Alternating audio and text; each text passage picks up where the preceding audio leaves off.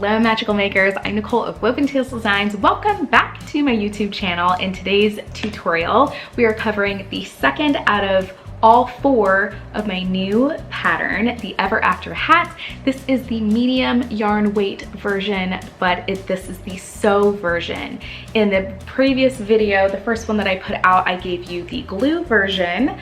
And I know not everyone is comfortable using a hot glue gun, nor does everyone want to use a hot glue when it comes to their textile arts.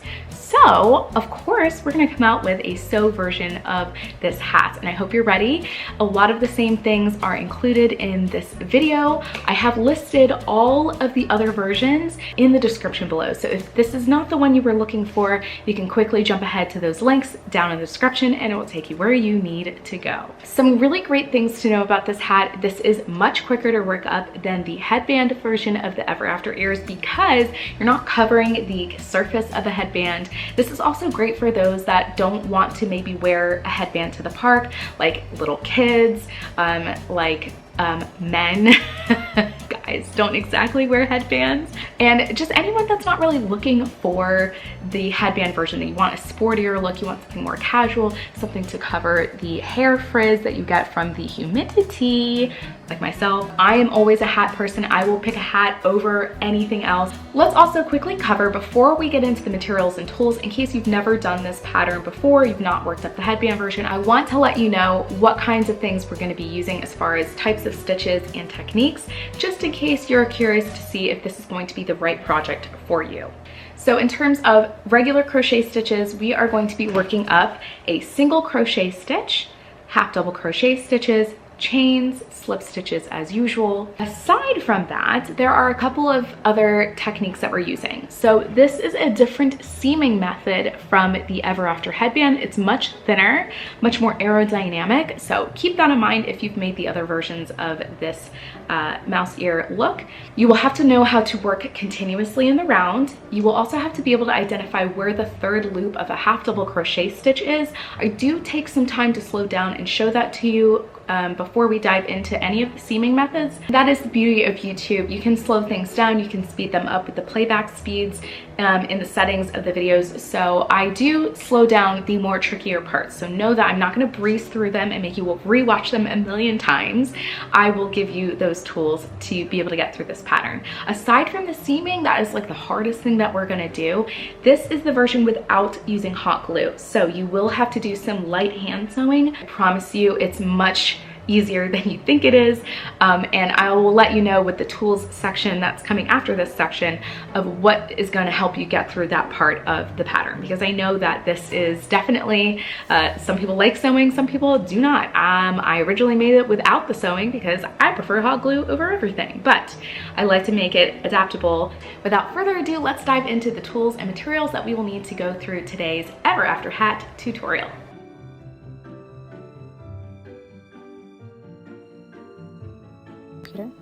All right, magical makers, welcome to the tools and materials voiceover. I hope you like my voice because you will be hearing a lot of it throughout this pattern. But opening up my sparkly bag here, we're going to start off with a trusty pair of scissors, of course. Then to crochet with, we are today using a 5mm crochet hook or an H-sized hook. It's pretty standard for medium weight yarn. This is the Clover Moore brand. We're going to be using a stitch marker because we are working continuously in the round. And I weave in my ends as I go. You have been warned. We are going to need a tapestry needle, and just in case the fabric of your hat is a little bit too thick or tough to work through, just find a pointy-ended, large-eyed needle that is a little bit different from your usual tapestry needle. And we are, for precision, going to be using a measuring tape to prep our hat for the ears to be added onto, so get one handy. I do use inches as a unit of measurement. And then last but not least, for the tools, we need something to write on the hat with, again, for that prep. For the hat, don't worry, anything you write with will not be seen once the ears are added onto the hat, so just go ahead and grab whatever is easiest. I use Sharpies, markers, anything really. And then for our yarn today, I'm actually using 2 different types of yarn for the tutorial. The pattern just calls for a single yarn. You don't need more than one unless you want to, color block your piece, but you're going to use about 50 to 64 yards, 50 yards for the child size and 64 yards for the adult size. And then you're going to need a baseball hat. This is the main attraction of our Ever After hat, clearly. So go ahead and grab that, have that handy. Of course, we're going to be stuffing the ears and stabilizing them. True to my prior headband pattern, I am using polyfill stuffing and I'm using craft foam. If you are new to my videos, I do use a high density craft foam. You can use whatever foam you have on hand or even cardboard, honestly, whatever you feel will work best for you and with your budget and whatever you can find closest to you. If you want to use the one I use, I try to keep it between 5 and 7 millimeters thick. And on that note, that's all of our tools and materials. Let's go ahead and grab our yarn and our crochet hook, and let's dive into chapter 1 of the pattern where we start with the ear bases. Okay, folks, so for round 1, it's pretty simple. We're going to start off with a magic ring to begin our ear bases. And you can create this any way you like. I just do the simple wrap it around the 3 fingers and then chain up from there kind of method. And you will chain 1 to begin this round, and into your magic ring you are going to work 7 single crochet stitches. 7 single crochet, not 6, not 8. You will work 7 single crochet. Once those 7 are worked up, you are going to go ahead and pull that tail tightly to close up the magic ring, and that's all you have to do for round 1. Pretty simple. We're starting off easy. And I do want to say that this yarn is a little on the bright side, so I do apologize for that. In the future, I will probably not use it again, but this is actually the same yarn I used for the original Ever After headband, the medium version too. So exciting. Nostalgia. Okay, round 2 of the ear base. We are now going to begin our continuous style of working. So before I get too far here, you see me pause and I mark that first stitch with a stitch marker. That is very important. Don't get lost in your work here, people. We are going to work an increase stitch into every stitch around. Increase stitch into every stitch around. That's going to double our stitch count to being 14 stitches for round 2. And that is basically in case you have had a mom brain moment like me. Sometimes increase stitch is just 2 stitches into the same stitch. That's all it is. And in this case, because we're only really using single crochet, that is going to be single crochet increase. All right, I'll see you for round 3.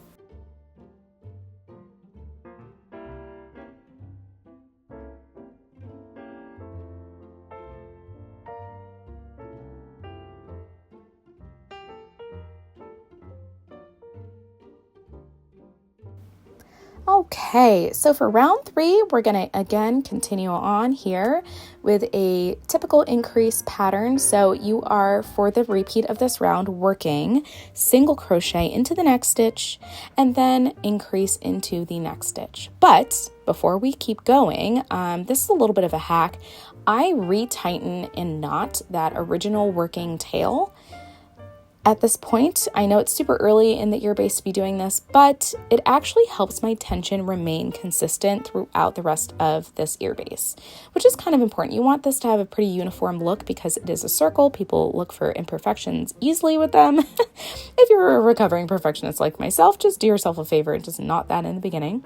But yes, you're going to work that repeat all the way around, single crochet into the next stitch and increase into the next stitch to complete your stitch count total of 21 stitches for round 3 of the ear base. Go ahead and work that up and I will see you for round 4.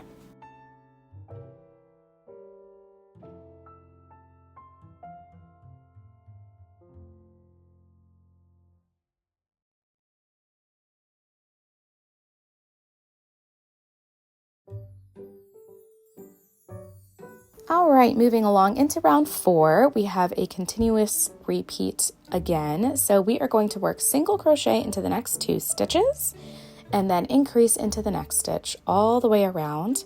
To complete round 4, you will have a 28 stitch count. So single crochet into the next 2 stitches and increase into the next stitch, giving you a stitch count total of 28 stitches for round 4 of the ear base. All right, work that up and I will see you in a little bit.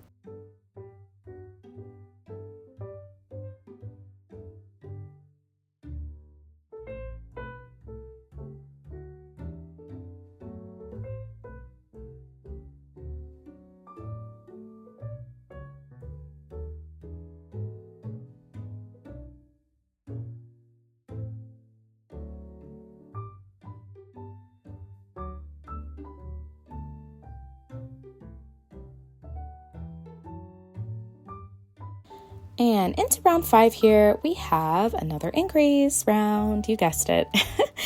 For our repeat here, you're going to work single crochet into the next 3 stitches and increase into the next stitch, doing that all the way around until you reach a stitch count total of 35 stitches for round 5.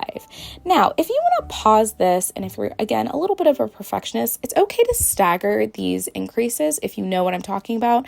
I'm not going to run a tutorial on that because this video is already long enough, but it is possible to do it. But I do want to say, if that's your method, usually you don't really need to, because the very last round that we do is going to even out all of those increasing corners that you get when you normally increase in this way.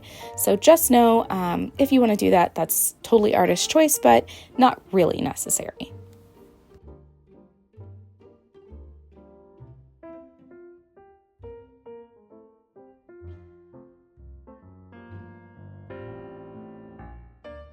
Alrighty, round 6. Now, you're going to see in a little bit as I add this nice little graphic off to the side as a reminder, we're going to start doing things a little bit differently for this round, the next round, and the final round. So just keep that in mind. If you're working the child size at the end of this round, you are going to join to the first stitch made. So this is at the end of round 6, not round 5, not to be confused. So just keep that in mind. You will join at the end of this round if you are working the child size. If you're working the adult size, you'll have one more increase round after round 6. So I just want to give you a heads up on that before we get a little bit too far ahead of ourselves here. But for round 6, both sizes, you are going to work single crochet into the next 4 stitches and then increase into the next stitch. Repeat that all the way around until you have a stitch count total of 42 stitches for round 6. And again, at the end of round 6, if you are working the child size, which includes ages 2, toddler, through young child, age 9, you will join to the end of this round with a slip stitch. And then you will go ahead and wait for the adults to catch up and then go ahead and meet us for round 7, or technically 8 for the adult. I hope my jibber jabber did not confuse you too much, so I'm just going to shut up and I'm going to let you crochet this round. See you in a little bit.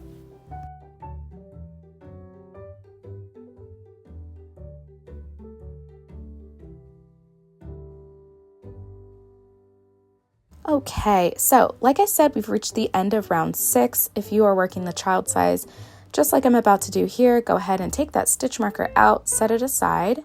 You're not going to need it anymore. And then go ahead and join to the first stitch of round 6 with a slip stitch. And you will be working up a chain sequence to begin the next round, but we're going to do that together when we join the adults in a little bit. So join to that first stitch at the end of round 6, and I'll see you in a little bit for round 7. Okay guys, here we go, round 7. We are now going to do our last round of increases for the adult size. Our repeat continues as follows. Easy to remember, single crochet into the next 5 stitches and then increase into the next stitch.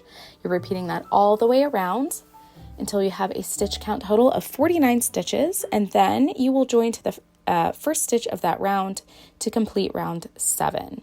So again, adults only.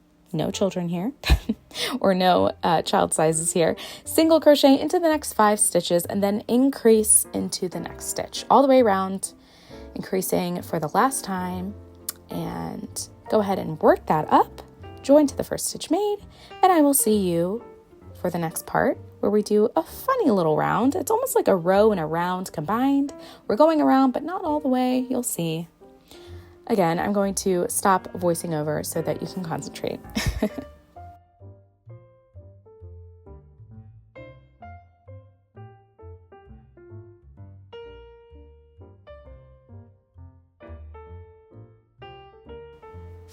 All right, all together now. Here we have both sizes, round 7 if you're working the child size and round 8 if you were working the adult size.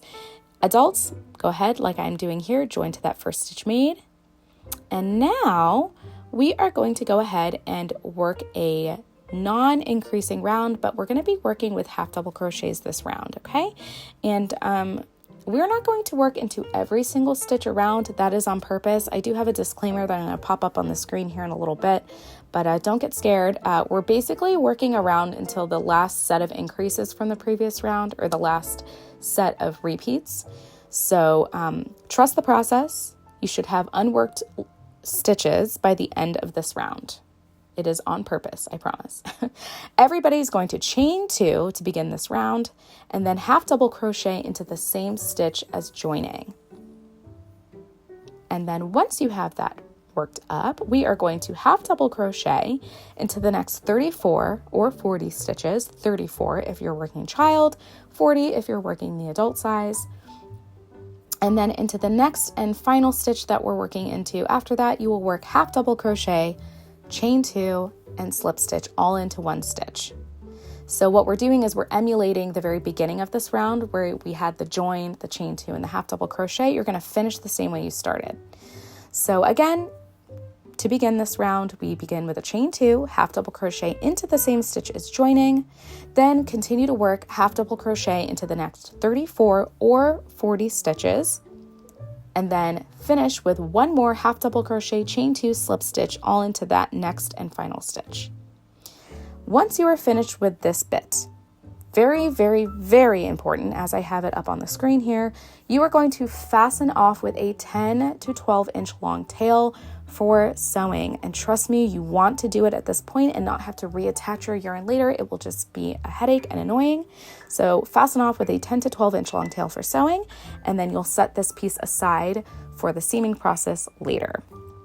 At the end of this round, you should have a stitch count total of 36 or 42 stitches, and then you'll have 2 chain 2s.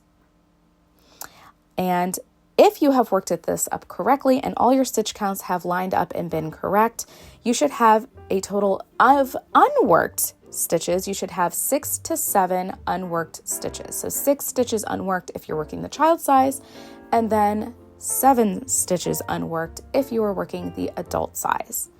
This is giving us a little bit of what I like to call that bitten cookie look, because we only have a certain portion of that last previous round unworked. So I kind of refer to this as the cookie in some places of the videos.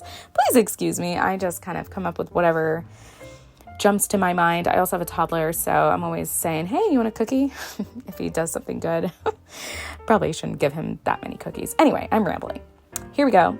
Once you have worked this up, you don't really need to weave in that original tail. Go ahead and just snip it off. And let's talk a little bit about this next bit here. Okay, so we're going to pause the video here, all you happy people out there.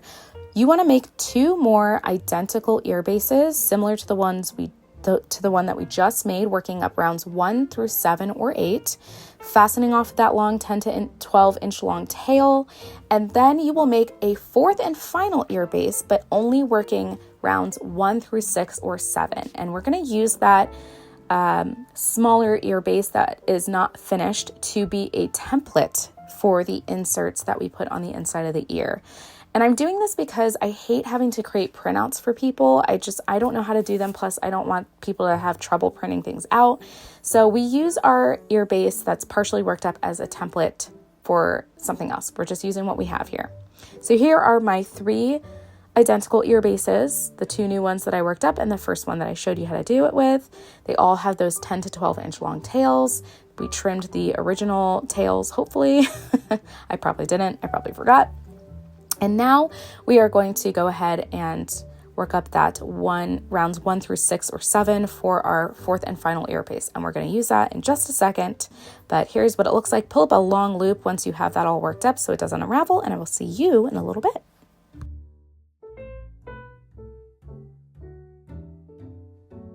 Okay, so I hope you didn't have too much trouble working that up.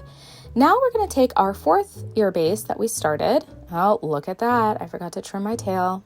Shame on me. We're going to take our fourth and final ear base, and we're going to use that as a template to cut out our very first ear insert.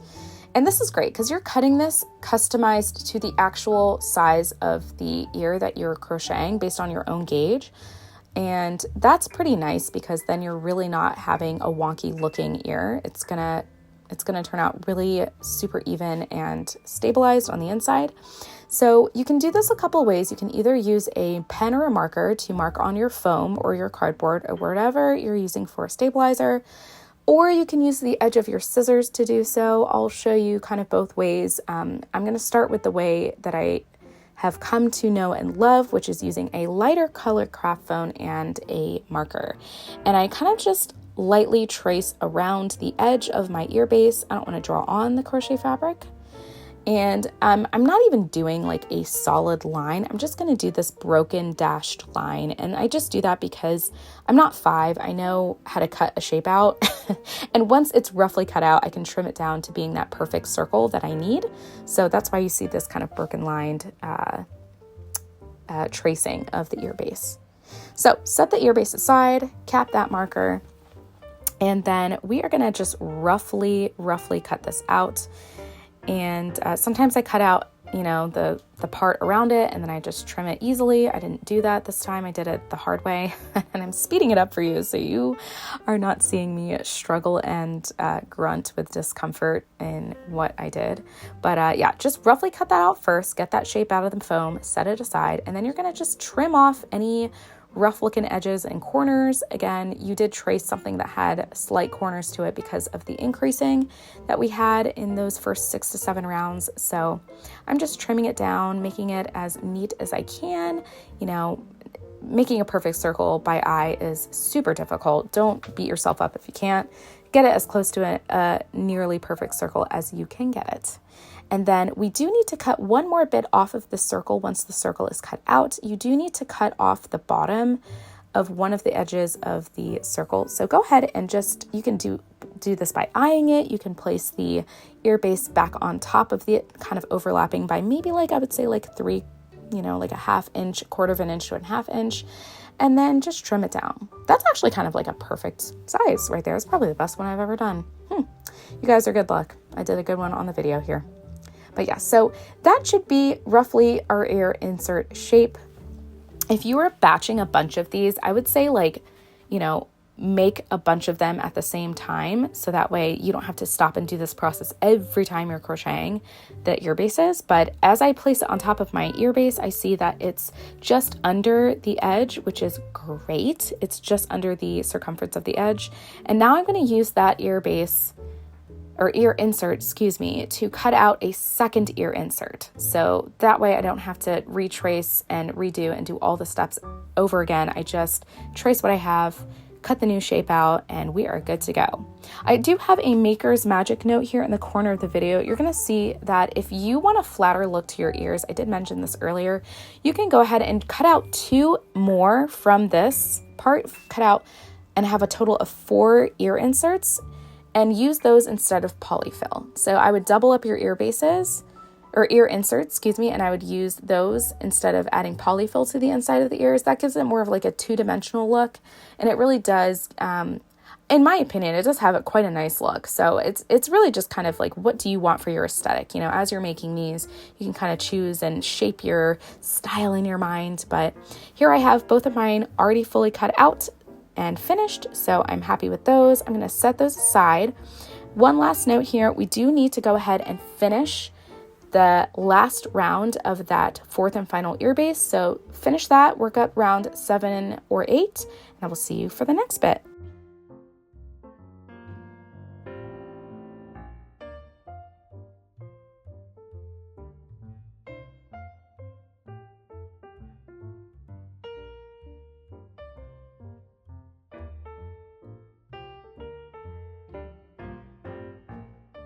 Alrighty folks, so we have all 4 of our ear bases finished, worked up. We have those 10 to 12 inch long tails that we fastened off with, and then hopefully we have all of our original tails trimmed. I think I see one that I missed. I'll probably trim that off in a second here. But I do just want to say, if you are working up variegated yarn for your ear bases like I do, I would absolutely try to take a second and decide which bases that you want to match up together. Especially if you're doing yarns that are like super, super stripy. If you want your ears to look a certain way, I would plan ahead and figure out which ears are going to look which way, you know? So I don't know if any of that makes sense, but this is where you just need to start really honing in those artistic choices. But I have picked my two that I will start with. I've set the other two aside. And now, before we get into seaming these together, I do want to give you a little bit of an intro into what a half double crochet's third loop only looks like. I know I mentioned that at the beginning of this video as far as techniques that we will be using. So I do want to give you a bit of a head start on this knowledge, but I would still encourage you to find a YouTube video that also explains it in case I'm a little bit of a rambler and not your style of learning. But here we go. This is my explanation here. The half double crochet stitch has a back bar on the wrong side of the stitch that is pretty horizontal, and this should be super easy to get your hook or needle into. If I put it in correctly, I am not going through then the back or front loop of the top of the stitch. This is purely its own little entity here on the back of the stitch. Again, it should be easy to get your hook and needle into, and every single half double crochet stitch should have that. So that is basically what it looks like on the wrong side of your work. When we begin our seaming, we're going to have the right sides of our pieces facing each other. And when you go ahead to work into these third loops, they are definitely going to be a little tricky at the very beginning and the very end of the seaming method, just because the half double crochet stitches are going to be a little crowded by the slip stitch and chain 2 that we start and end with. So just a little bit of a heads up on that. If you find it difficult to get your hook into it, sometimes I use like the underside of the hook, the actual hook part. Oh, look at me trimming that tail.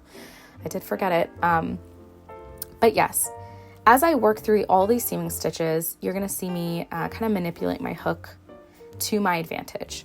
To begin our first seaming stitch though, we are going to go ahead and create a slip knot that has a 6 to 8 inch long tail. That is extremely important. We will use this tail for sewing later, like how we fastened off with a long tail for the ear bases. We're going to begin with a slip knot that has a longish tail as well. To begin our first seaming stitch though, after we've created our slip knot and have that on our hook, you're going to go ahead and insert your hook into the third loop of the last half double crochet stitch of the first ear base. So with the wrong side of the ear base facing you, and I'm just kind of locating that last half double crochet stitch of that round, turn it over and then find the back bar or that third loop that coincides with that last half double crochet. Insert your hook into that. You now have two things on your hook. You have a third loop and then you have that slip knot, just like that.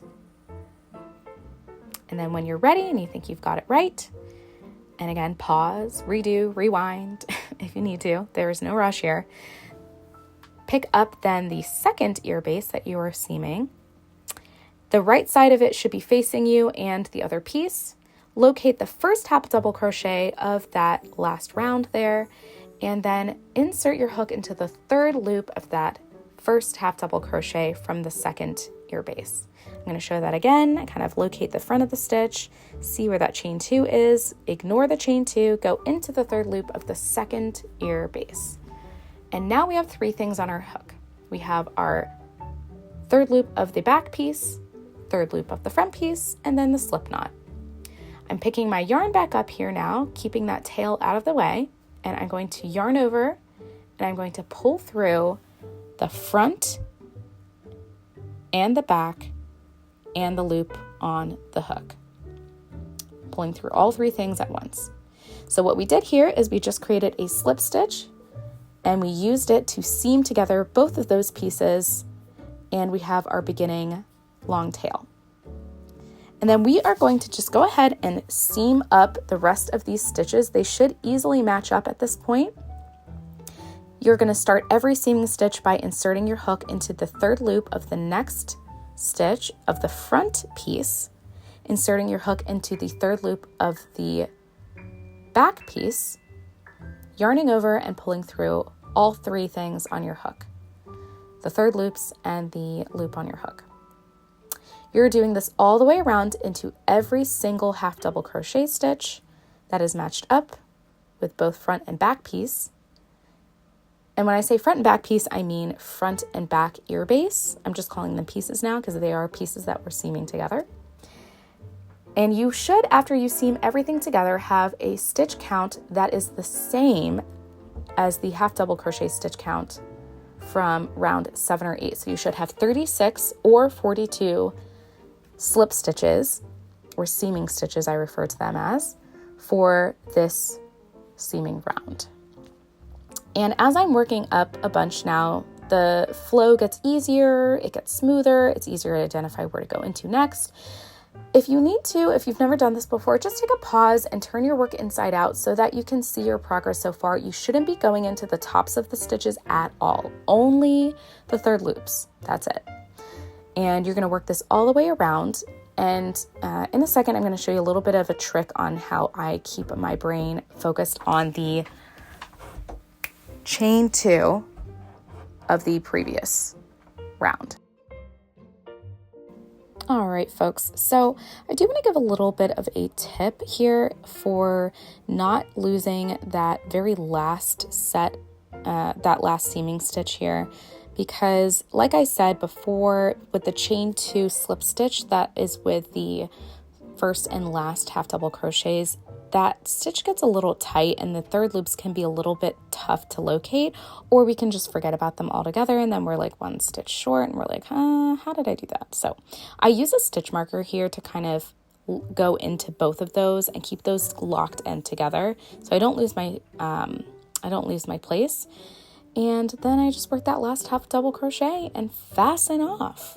There we go. We did it. You did it. Congrats. That's not an easy thing. This is the hardest part of this entire pattern. So if you struggle through this, but you got through, congratulations. This is what it looks like all seamed up. And go ahead and turn that inside out. And again, I hope you did fasten off with a 6 to 8 inch long tail for that very last seaming stitch, because that is super crucial. We started with a 6 to 8 inch long tail and we're going to fasten off with one. And now I just want to show you a little bit of a comparison here.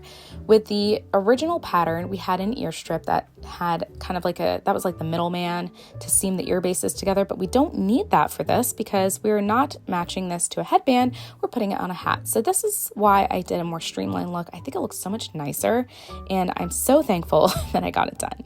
Now we're going to finish our ears. We are actually going to go ahead and quickly put that ear insert into our seamed up ear. Sometimes I fold it just to get it inside because this tends to be a little bit tighter than the original pattern's ears.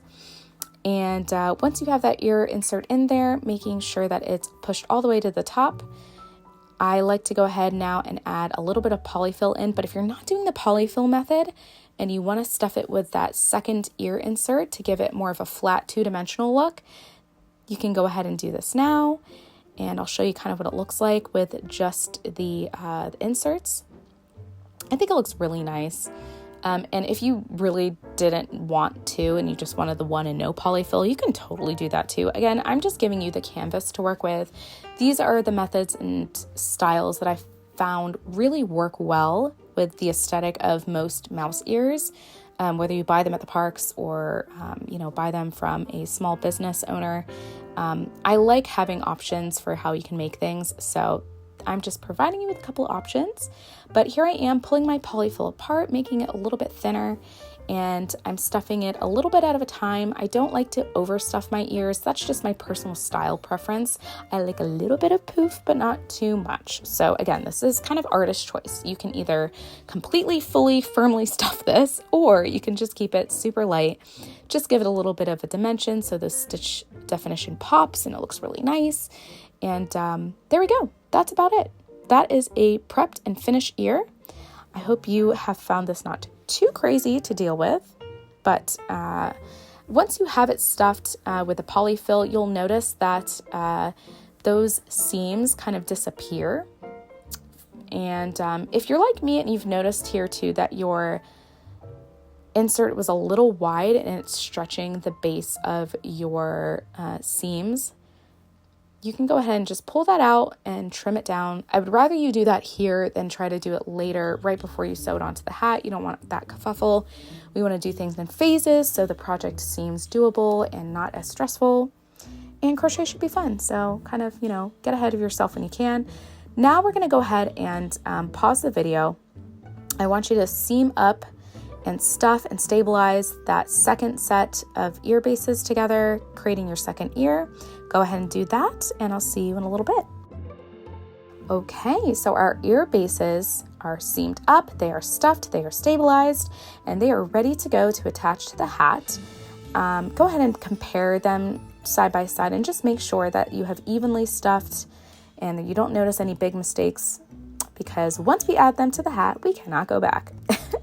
All right, I'm pulling out my hat here. Let's get into chapter 2, where we go ahead and begin the prep of this hat for our ears.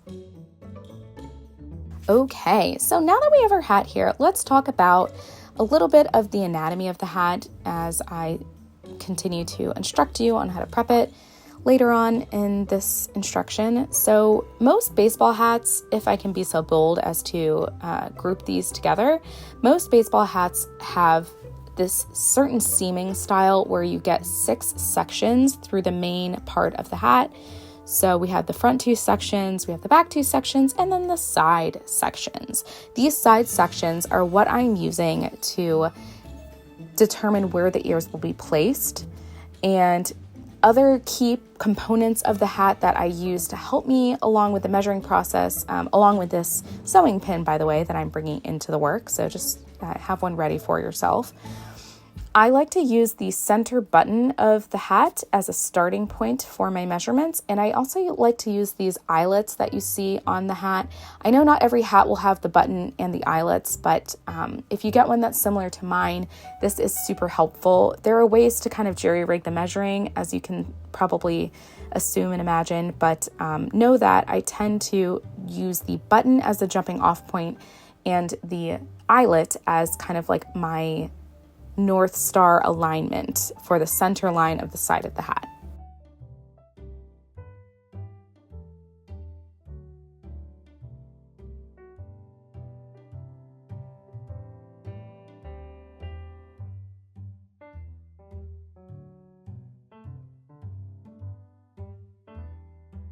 Okay, so we're going to go right in here with our first measurement and our writing tool. I'm using a fine point Sharpie. We are going to begin our measuring tape to start at the center of that button. We're going to measure along down the side of the hat, keeping it in line with that eyelet that you see here, or as close to the center line as you can gauge if you don't have those eyelets. Use your discretion here. And then we're going to measure down the side of the hat, again, towards that eyelet, and find our mark at 1 1/4 or 1.5 inches. And that is where the ear is going to start its attachment. And so once you have carefully measured that out, go ahead and place a dot and then draw a line through that dot to get that first measurement kind of onto the hat. I start with a dot like you see right here, and then I carefully through that dot, making sure that it is perpendicular to that button there. I go ahead and draw a dash through it, making sure the dash only becomes 1/4 inch in length. You don't want it any bigger because then that's going to bleed out from underneath the ear once you attach it. Okay, and then from that first mark that we made here, we're going to move our tape measure down the side of the hat, staying in line with that eyelet that I talked about, and we are going to find a new measurement at 2 inches or 2.5 inches for our second mark. Place a dot at that mark and then draw a dash through it.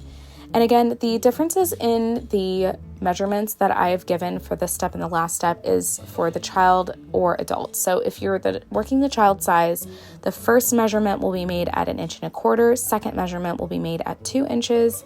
If you're working the adult size, first measurement will be made at 1.5 inches, and the second measurement will be made at 2.5 inches. So this is basically based on the general bottom measurement width or length of the bottom of every ear. If your gauge has worked up to be very close to mine, this shouldn't be a problem. So, and then this is also the starting measurement that we made is based on how far apart I want the ears to be from each other. So for me, it's always a rule of thumb for the hats that I like the ears to be 3 inches apart from each other. So as you're seeing me make this first measurement on the other side of the hat, I'm repeating all those instructions for the other side of the hat. If I were to take my measuring tape and measure between those first measurements on the innermost parts of where the ears are attached, they would measure 3 inches for the adult size and then 2.5 inches for the child size.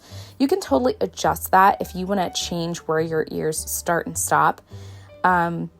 Make that choice before you write on the hat, maybe.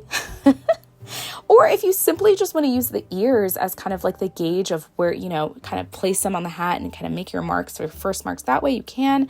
I just like to be super precise with a measuring tape, so that is why you see me do it the way that I do. Okay, and now last step of the hat prep here, we are going to draw some dashed lines to connect the ends of those short lines together. So the first and second measurement lines, we're going to connect them with a dashed line each, and that is going to create this kind of rectangular looking shape. And, I have tried so many methods of figuring out the best way to help myself in the final assembly, and this was the winner. This is the part that took me the longest to yarn engineer when I was trying to figure it out. But look, the bottom edge of the ear now looks like what we drew on the hat.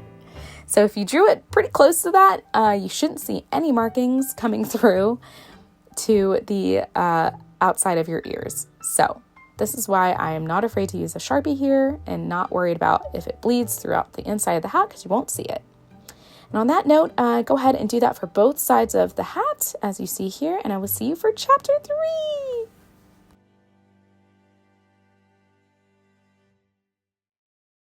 Okay, welcome to chapter 3, guys. We're going to get right into the sewing here. Again, this is going to be where you're going to have to determine, is the fabric of your hat a little too thick?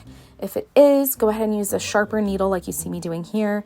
But a lot of hats, surprisingly, you can use the blunt end of a tapestry needle to kind of push the needle through the hat. It really is just going to depend on your strength in your fingers and, how much you really want to struggle with this. And you're going to thread that one of these 6 to 8 inch long tails from the seaming of your ears, and you're going to thread that with that needle. Then you're going to take that threaded needle and you're just going to use that to start sewing the seamed end, bottom edge of the seam, to one of those short lines that you drew. So it doesn't matter if you start with the first or second measurement line, just start with one of them. That's going to match up with the seam bottom edge of our ear, and just use that to tack that part down. There's not really a wrong or right way to do this as far as like where do I put my needle in and pull it out. I just like to use that line that I drew as my guide of where to attach this onto, and then sometimes I go up through a couple of the seaming stitches on the seam, and sometimes I just use the very bottom edge. It really is personal preference. It doesn't need to be super tight when you pull the needle through, just because you also don't want to warp the fabric of the hat. So that is my biggest piece of advice. Take your time and be gentle with your hat at this point. It's easy to be rough on the yarn because it's a little more durable, but the fabric of the hat is going to pucker if you're a little aggressive with your sewing. And I do want to share actually just one tip that really kind of stuck in my head from a review that I actually got, is that one of my makers that made this and left a review, she mentioned that if you're doing any of the ear patterns and you're a little hesitant on your craftsmanship, or you're just kind of like you want to make sure that it looks good. If you're making a set of these for the parks, whether it's the headband or the hat, take your time and really get to know this process, read all the pattern notes, and then I would recommend maybe even making a test pair before making the one you want to actually wear to the parks. If you have the time. I know not everybody has the time, but I also know that it would be so heartbreaking to do all of this work for it to only be slightly up to your standards as far as your aesthetic goes, and then you're kind of like either stuck wearing it or you're just going to have to buy yourself a pair. So, give yourself grace. This is not a typical crochet project. This is, like I said, lots of yarn engineering, lots of different techniques that you normally wouldn't do when making like a tablecloth or a dish rag or any other project. So give yourself grace is the moral of the story. Believe in yourself, add some magic to your stitches in your own way, and just maybe do a practice piece first. Once I have finished tacking this down, you're going to see me struggle with this as I have, but just go ahead and work that through to the inside of the ear. And then sometimes I knot it on the bottom on the inside of the hat and then weave it through the inside of the ear and then fasten that off. And then you're going to repeat the same exact set of steps to get that bottom edge of the seam down, and go ahead and do that. And I will see you for the next bit.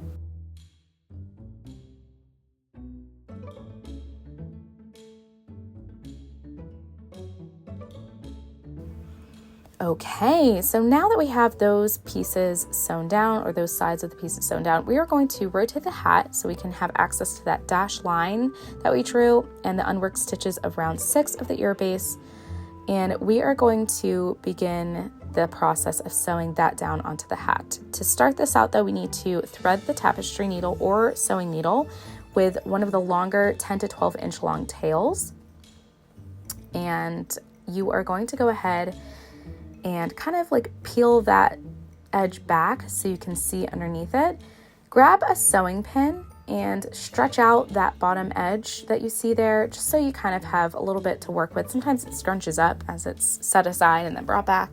But I use the sewing pin here to kind of tack down that corner of where that chain 2 half double crochet slip stitch edge was. I kind of tack that down so that I know, what I have to work towards, and so that it doesn't creep towards what I'm sewing down. It just keeps things a little bit sturdy. I only really use one sewing pin. You can use a couple if you want, but you really just need one. And then just dive right in. There's no wrong way to do it. You can watch my hands work. Start sewing the bottom edge of the unworked stitches from round 6 or 7 down onto that dashed line. Now, aren't you glad we drew this dashed line? Because if we didn't have it, we would be kind of guessing, which is what I did do. If you watched my vlog that I have on my channel of me creating this design, it was a lot of like trial and error and trusting my gut that I did, which I trust my gut, but I don't want to have to always rely on that as my way of just getting through my maker life here. And as a designer, someone that has to like explain the process to somebody, it's better to have proven methods of doing things than it is to just tell the maker to trust your gut. I mean, I do believe in magic. I believe in, the magic of stitches and crochet and the magic it can bring to others. But, if you want to really like be proud of what you did, sometimes it's just nice to have like a method that works, that you don't have to spend time ogling over and waste time ogling over. I mean, I'd rather know the quick way to do something so that I can pump out as many as I want, and then having to like struggle every single time. So that's just my 2 cents on that. That's why we did the dash line. And as you see, I kind of do like a little bit of a back stitch. I work through the top of a stitch of that unworked set of stitches, and then I go back through behind it into the hat, and then poking the needle back up into a new spot where I want to go into the next stitch. And I just kind of do this back stitch like all the way along.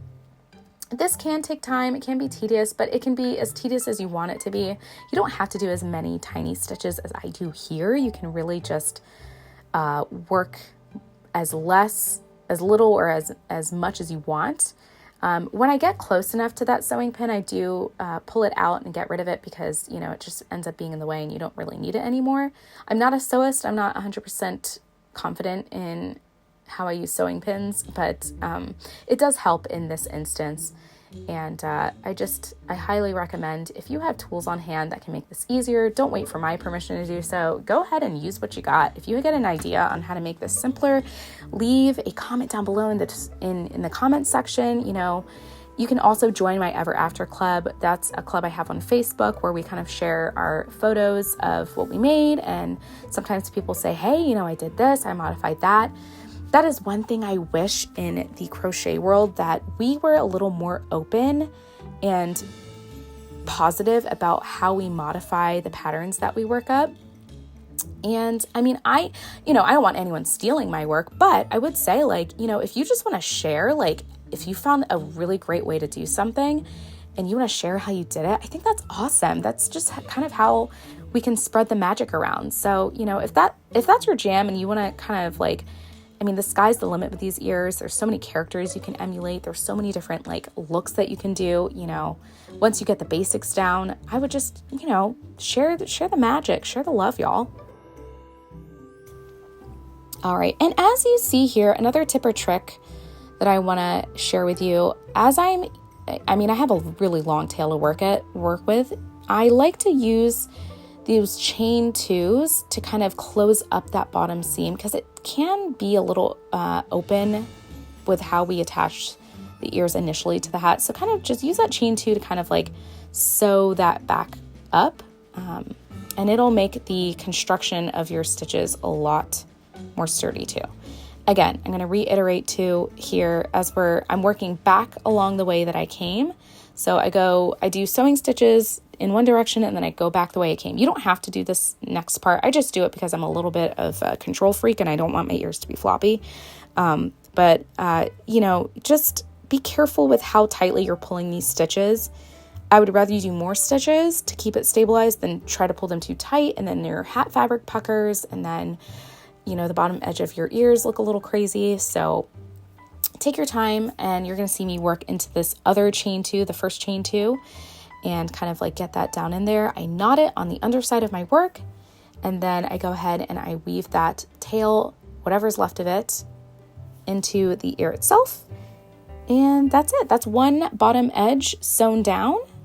Looks pretty good. Sometimes I kind of pull the fabric back out and I stretch it just to kind of give myself more of an even look.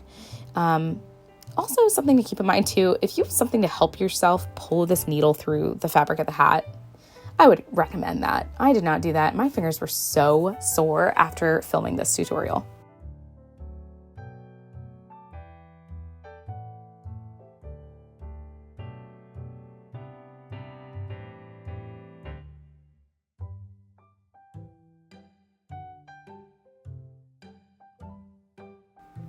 Okay, so you're going to repeat the last two steps for the other side of the ear, sewing the unworked stitches edge down onto the dashed line. Take your time, put on a good podcast, work that up. And as you can see, I kind of sped up here. Here's what it looks like fully attached. This hat's a little bit sturdier than the other hats I've used and workshopped with. So I had an easier time of sewing this down, but take your time. Once you have those steps done, you're just going to repeat all of that method to attach the other ear to the other side of the hat. If you need to pause, rewind this video, feel free to do so. At this point, don't leave any questions floating around in your head. Please put some questions down in the comments below if you have any for me. I have had this pattern tested by a bunch of makers, and it was a really great process. So I would love to help you out. We always discover things during the test. So this is the final version that you see. Just know that this has been tested by a lot of people. All right, well, go ahead and work that up. I'm going to stop rambling, and I will see you in a little bit.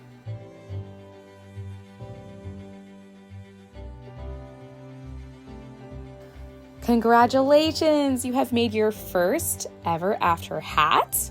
I am so excited that you did. Let's go to my real face now for some closing thoughts and remarks. All right, magical makers, I hope you have enjoyed today's tutorial. Again, I'm Nicole of Woven Tales Designs. I enjoy making magical based patterns. I am a mompreneur, stay-at-home mom. So if you have any questions or comments about what you saw in today's video, please go ahead and don't hesitate. Leave those in the description below. I have always plenty of time for my followers and my yarny friends to answer any questions or just to chat about magical yarn makes. I also invite you to join my Ever After Club. It is a fun little Facebook group that we have to share our magical makes if you are interested in that. Don't be afraid to also tag me in any of your creations. I would love to see them. On that note, have a creative day, adding magic to your stitches in your own way, and I will see you in the next video.